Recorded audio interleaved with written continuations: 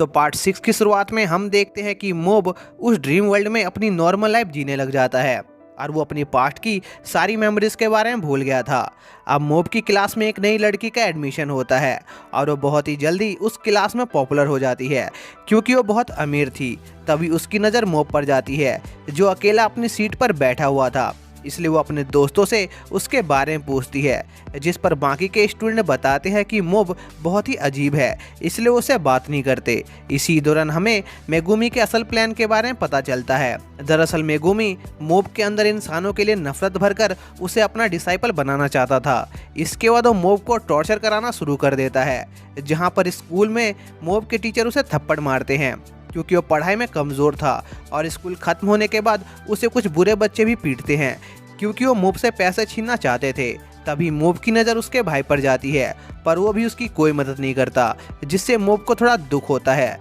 जिसके अगले दिन वो नई लड़की मोब के ऊपर मिल्क डाल देती है और उसे बुरा भला बोलती है, पर तब भी मोब उन्हें कुछ नहीं बोलता और अपनी फीलिंग्स को अपने ही अंदर दबा लेता है। वहीं दूसरी तरफ डिम्पल को मोब की बहुत चिंता हो रही होती है क्योंकि मोब बहुत ही देर से अंदर था, पर आर्ता डिम्पल को मोब की चिंता करने से मना करता है क्योंकि उसे उम्मीद होती है कि मोब सब संभाल लेगा। इसके बाद हमें मेगुमी की सच्चाई पता चलती है कि आखिर उसके बुरे बनने का असली कारण क्या था। दरअसल मेगुमी पहले अपनी पावर से लोगों की मदद करना चाहता था, पर उस काम से वो अपनी माँ का इलाज करवाने जितने पैसे नहीं कमा पाता था, जिस वजह से उसने क्राइम का रास्ता चुन लिया और सुपारी लेकर लोगों को मारने लगा। पर एक दिन उसकी माँ की मौत हो गई, लेकिन मेगुमी की माँ की आत्मा अभी भी वहीं पर थी, जो मेगुमी से कहती है कि वो उसे बहुत नफरत करती है क्योंकि वो लोगों का खून करता है, जो सुनकर मेगुमी को बहुत दुख होता है। इसलिए वो अपनी पावर बढ़ाकर सबसे पहले उन लोगों को ख़त्म करने का फैसला करता है जिन्होंने उसका इस्तेमाल किया था,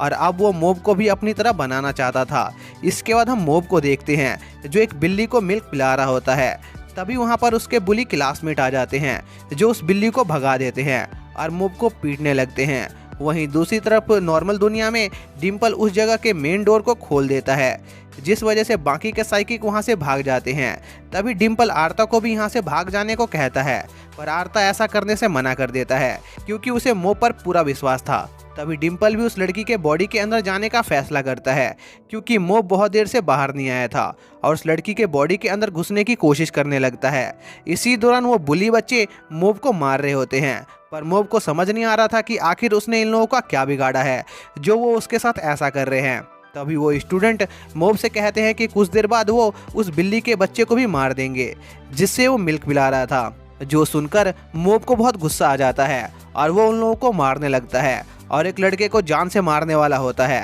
तभी वहाँ पर डिम्पल आ जाता है जो मोब से पूछता है कि आखिर वो ये सब क्यों कर रहा है, पर मोब को डिम्पल के बारे में कुछ भी याद नहीं था, जिस पर डिम्पल मोब को एक पंच मारता है और उसे होश में आने को कहता है, जिससे मोब को सब कुछ याद आ जाता है, जो देखकर मेगुमी खुद वहां पर आ जाता है और मोब पर अटैक करने लगता है। पर मोब मेगुमी के सभी अटैकों को डिस्ट्रॉय कर रहा होता है। तभी मेगुमी एक जाइंट मॉन्स्टर में बदलकर मोब को खा लेता है, पर मोब को उससे भी कुछ नहीं होता और वो उस मॉन्स्टर के पेट से बाहर आ जाता है, जिस पर मेगुमी अपनी पावर यूज करके मोब से लड़ने लगता है। पर मोब आखिर में मेगुमी को हरा ही देता है, जिससे मेगुमी उस लड़की के शरीर से बाहर आ जाता है। तभी एक साइकिक मेगुमी को पकड़ लेता है और उसे अपने साथ ले जाता है। वहीं दूसरी तरफ उस बिजनेसमैन की बेटी भी ठीक हो गई थी और वो मोब को उसकी जान बचाने के लिए शुक्रिया करती है। इसके बाद मोब और आर्ता अपने ऑफिस वापस लौट आते हैं, जहां पर मोब आर्ता से पूछता है कि आखिर उसने उस बिजनेसमैन से उसकी बेटी को ठीक करने के पैसे क्यों नहीं लिए, जिस पर आर्ता कहता है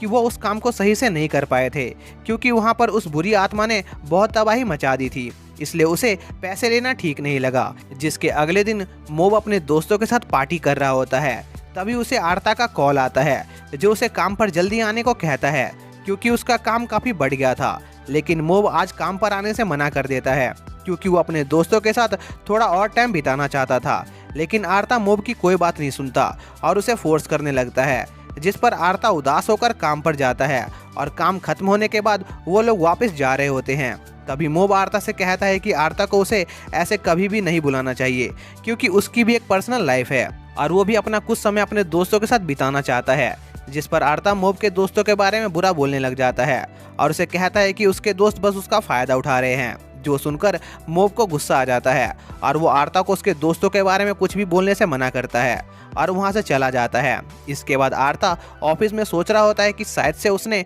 मोब को कुछ ज़्यादा ही बोल दिया, इसलिए उसे थोड़ा पछतावा हो रहा होता है। जिसके अगले दिन मोब अपने रूम में बुक्स पढ़ रहा होता है, तभी उसके पास रित्सु आता है जो मोब से पूछता है कि क्या वो आज काम पर नहीं जाएगा, जिस पर मोब कहता है कि उसने कुछ दिन अपने काम से ब्रेक लेने के बारे में सोचा है। इसी दौरान हम आर्ता को देखते हैं जो मोब का इंतजार कर रहा होता है, पर मोब नहीं आता, जो देखकर आर्ता को लगता है कि शायद से मोब ने काम छोड़ दिया है क्योंकि उसने उसे कुछ ज़्यादा ही बोल दिया था। फिर वो सोचता है कि उसे मोब की कोई ज़रूरत नहीं है क्योंकि वो पहले मोब के बिना ही अपने काम को आगे बढ़ा रहा था। फिर आर्ता अपना काम अकेले संभालने लग जाता है और मोब भी अपनी नॉर्मल लाइफ जीने लगता है। इसी दौरान आर्ता को मोब दिखाई देता है जो अपने दोस्तों के साथ काफ़ी खुश था, जो देखकर आर्ता को बहुत दुख होता है क्योंकि उसे लग रहा था कि मोब को उसकी याद आ रही होगी, लेकिन ऐसा नहीं था। तभी डिम्पल आर्ता को देख लेता है और उससे पूछता है कि क्या उसे मोब की कमी खल रही है, जिस पर आर्ता कहता है कि मुझे मोब की कोई परवाह नहीं है और वो अपना बिजनेस अकेले अपने दम पर चला सकता है।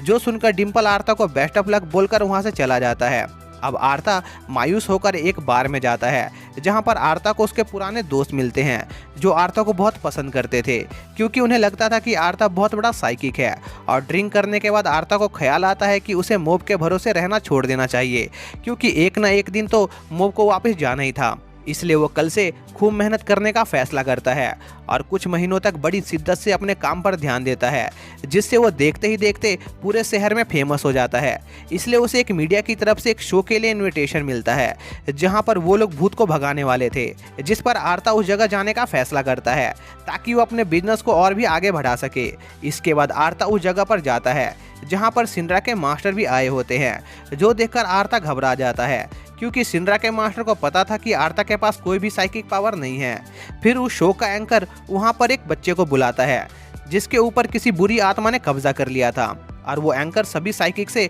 उस बच्चे को ठीक करने को कहता है। तभी सिंड्रा का मास्टर उन सभी से कहता है कि आर्ता बहुत बड़ा साइकिक है, इसलिए उसे इस बच्चे की मदद करनी चाहिए। जो सुनकर आर्ता के पसीने छूट जाते हैं और वो इसके लिए मना करने लगता है, जिस पर सिंड्रा का मास्टर उन लोगों से कहता है कि अगर आर्ता ये नहीं करना चाहता है तो ये खुद कर लेगा। इसलिए वो स्क्रिप्ट में आर्ता का नाम हटाकर उसका नाम ऐड करने को कहता है और स्क्रिप्ट का नाम सुनकर आर्ता को लगता है कि शायद से यहाँ जो कुछ भी चल रहा है वो स्क्रिप्टेड है और उसे बस उस बच्चे के ऊपर से भूत भगाने का नाटक करना है। इसलिए वो उन लोगों से कहता है कि वो ये काम खुद कर लेगा, जिस पर वो मीडिया वाले लोग मान जाते हैं। लेकिन असल में ये सब सिंड्रा के मास्टर की एक चाल होती है क्योंकि वो आर्ता को फंसाना चाहता था। इसके बाद आर्ता उस बच्चे के ऊपर से भूत भगाने की कोशिश करने लगता है, लेकिन आर्ता देखता है कि वो बच्चा ठीक ही नहीं हो रहा है, जो देखकर आर्ता को लगता है कि शायद से इस बच्चे के अंदर सच में कोई भूत है। इसलिए उस भूत को भगाने की बहुत कोशिश करता है पर उस बच्चे को ठीक नहीं कर पाता, जो देखकर उस शो का एंकर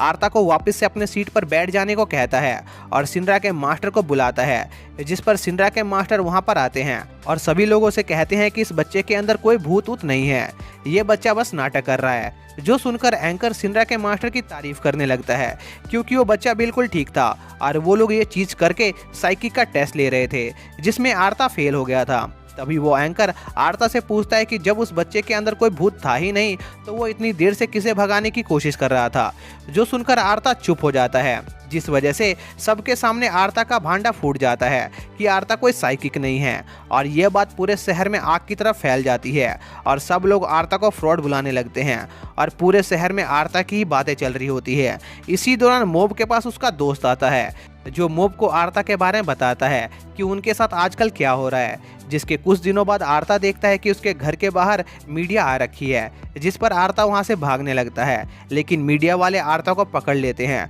और उससे पूछते हैं कि आखिर उसने कितने लोगों के साथ फ्रॉड किया है, जिस पर आर्ता उन लोगों को कल एक प्रेस कॉन्फ्रेंस रखने को कहता है जहां पर वो उन लोगों के सभी सवालों का जवाब देगा। जिसके अगले दिन प्रेस कॉन्फ्रेंस में सभी रिपोर्टर्स आर्ता से सवाल पूछने लगते हैं कि आखिर उसने ये काम क्यों शुरू किया और वो लोगों के साथ फ्रॉड क्यों कर रहा था, जिस पर आर्ता सबसे कहता है कि उसने किसी किसी के साथ कोई फ्रॉड नहीं किया है, बल्कि उसने सबकी मदद की है। और यह सब मोब और उसके सभी दोस्त भी देख रहे होते हैं और उन्हें यकीन होता है कि आर्ता झूठ नहीं बोल रहा है, क्योंकि उन्होंने आर्ता की पावर को देखा था जब उसने क्लॉ के सबसे खतरनाक मेंबर्स को हराया था। तभी एक रिपोर्टर आर्ता से पूछता है कि जब उसके पास साइकिक पावर नहीं है तो उसने बाकी लोगों की कैसे मदद की। जो सुनकर आर्ता को मोब की याद आ जाती है, जिससे उसे एहसास होता है कि उसने बस पूरे टाइम मोब का फायदा उठाया था और उसने मोब से उसकी पर्सनल लाइफ छीनकर ठीक नहीं किया। इसलिए वो पूरे शहर के सामने मोब से माफ़ी मांगता है। तभी वहाँ पर भूकंप आ जाता है और वहाँ की चीज़ें हवा में उड़ने लगती है, जो देखकर उन रिपोर्टर्स को लगता है कि आर्ता ये सब कर रहा है, इसलिए वो आर्ता से माफ़ी मांगने लगते हैं। और यह सब देखकर आर्ता समझ जाता है कि यह सब मोब का काम है, इसलिए वो एक बार फिर से पूरे शहर के सामने झूठ बोलता है कि वो एक बहुत ही पावरफुल साइकिक है और यह सब उसकी पावर का बस एक छोटा सा नमूना है, जो कहकर वो वहाँ से चला जाता है। इसके बाद रास्ते में आर्ता मोब को थैंक यू बोलता है उसकी मदद करने के लिए, जिससे एक बार फिर से मोब और आर्ता के बीच सब कुछ ठीक हो जाता है। और इसी के साथ यह पार्ट यहीं पर एंड हो जाता है।